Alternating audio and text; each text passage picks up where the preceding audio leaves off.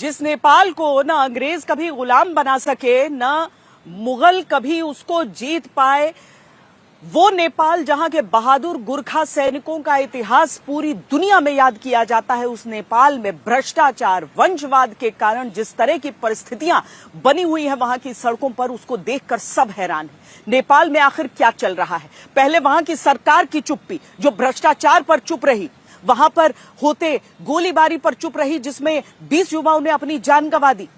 अब चीन की चुप्पी जो नजर आ रही है, केपी ओली का इस्तीफा आ गया, वहां पर जिस तरह का दबाव हर तरफ से बना उसमें इस्तीफा आ गया। लेकिन जो चीन की चुप्पी, वो चीन जो नेपाल का बेहद करीबी है, वो चीन जो ओली के बेहद करीबी है, वहां से जो चुप्पी सुनने के लिए मिल रही है, जो सन्नाटा है, वो चीर रहा है इस समय।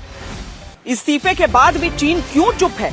नेपाल में होते विद्रोह पर इस चुप्पी का मतलब क्या है?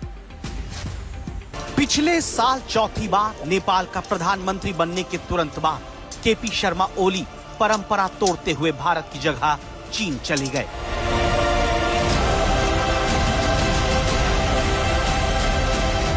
चीन परस्त ओली ने तब सपने में नहीं सोचा होगा कि 2 दिन से भी कम समय में जनता उन्हें गद्दी से चलता कर देगी, उनका घर जला देगी। ये नेपाल के प्रधानमंत्री का पद छोड़ चुके केपी शर्मा ओली का घर है, जो जनता के गुस्से का निशाना बना।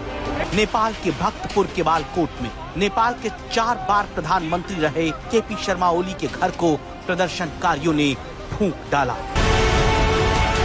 खबरदार करता सवाल यह है कि चीन के एजेंट बन चुके केपी शर्मा ओली का अब क्या होगा? जनता की नजरों से गिर चुके प्रधानमंत्री केपी शर्मा ओली को क्या चीन बचाएगा? क्योंकि जनता उन्हें माफ करने को तैयार नहीं है। 1 साल होगा, 2 साल होगा, लगभग 14 से 15 बार ये प्राइम मिनिस्टर बन गया, लेकिन डेवलपमेंट नाम पर 0 हुआ। अभी तक कुछ हुआ है, सिर्फ करप्शन ही हो रहा है। आप डिस्ट्रॉय करना चाहता है, हम नहीं चाहता है कि इनका शासन, हम नहीं चाहता है, हम टोटली डिस्ट्रॉय करना चाहता है। नेपाल का आम आदमी निराश हो चुका है। उसने अपना फैसला सुना दिया कि वो अपने नेताओं की शक्ल तक नहीं देखना चाहते। इसलिए उन्होंने उस संसद को भी जला दिया जहां कभी केपी शर्मा ओली जैसे नेता हंसी मजाक करते रहे। नेपाल की ये वही संसद है जहां नेता हंसते थे और दावा है बंदर बाट का रास्ता खोजते थे और जनता रोने के लिए मजबूर होती थी। खबरदार करता सवाल है कि जनता से मजाक करने वाले केपी शर्मा ओली क्या अब जान बचाने के लिए विदेश जाएंगे? क्या वो चीन जाएंगे या फिर पाकिस्तान होते हुए दुबई निकलेंगे? और सबसे बड़ा सवाल तब है कि वो जनता से कब तक बच पाएंगे? We have listened that he has flew to Dubai. No worries, there are a lot of Nepalese people in Dubai. They will find him even if he dig and even if he get inside the hole or borrow the hole for himself. If he hide in the bunker, no worries, our Nepalese will find him and he should pay for all this that has happened here. Nepal में जनता को सब ने लूटा, जिसे जब मौका मिला उसने अपना घर भरा। नेपाल के लोगों ने संसद में ऐसी बंदरबाट देखी जिसने धीरे धीरे सारे नेताओं को नजरों से गिरा दिया। ये देश हमारा है, ये जिंजी लोग का देश है, ये नेता लोग सब भाग गया, ये नेता लोग काम चोर है, भ्रष्टाचारी है, और ये देश के लिए ये जिंजी ने 2 दिन में सब कुछ कर दिया। ये इस नेता सब ने हमारा 19 वर्ष खा दिया और अब हम लोग का प्रधानमंत्री होना चाहिए। नेपाल के नेताओं ने लोकतंत्र को ऐसा बदनाम किया कि जनता की नजर में संसद की कोई अहमियत ही नहीं बची। लोकतंत्र के जिस मंदिर को सहेज कर सम्मान के साथ रखा जाना था, उसे ही लोगों ने आग के हवाले कर दिया। संसद को प्रदर्शनकारियों ने लूट लिया, उन कुर्सियों को सिर पर उठा लिया जिन पर बैठकर नेता इसी जनता के लिए फैसले अपने तरीके से करते थे। नेपाल की संसद में प्रदर्शनकारी घुस गए, सामान उठाकर अपना विरोध जताया, दुनिया को बताया कि उनके नेताओं ने नेपाल का क्या हाल कर दिया। नेपाल की संसद भवन को जलाने का ये वीडियो दुनिया भर के नेताओं को खबरदार करता है जो जनता की वोट का सौदा करते हैं। नेपाल में संसद जलाकर प्रदर्शनकारियों ने जश्न मनाया, सेल्फी ली। जीत के जश्न में जेन जी नाचते दिखे। नेपाल में ये सब इसलिए हुआ क्योंकि लोकतंत्र के नाम पर कुछ मुट्ठी भर लोगों ने सत्ता पर कब्जा कर लिया, जो बारी बारी से लूटमार करते रहे, लेकिन जनता ने उन्हें ही लात मारकर सिंहासन तोड़ दिया। संसद की दीवार पर लिखे इन शब्दों को देखिए, जिसमें केपी शर्मा ओली को चोर कहा गया है। जेन जी की सरकार आने की घोषणा है। केपी ओली को चेतावनी दी गई कि तुमने नौजवानों से गलत पंगा ले लिया। केपी शर्मा ओली 4 बार नेपाल के प्रधानमंत्री बने। उनका नाम जमीन घोटाले में सामने आया। आरोप है कि उन्होंने चाय बागान को कमर्शियल भूखंड में बदल दिया। सुप्रीम कोर्ट की नहीं मानी, जिसके बाद उनके खिलाफ अवमानना का केस चल रहा है। नेपाल की जनता ये सब कुछ सुनती सहती रही। वहीं प्रधानमंत्री रहे केपी ओली झूठा दिखावा करते रहे।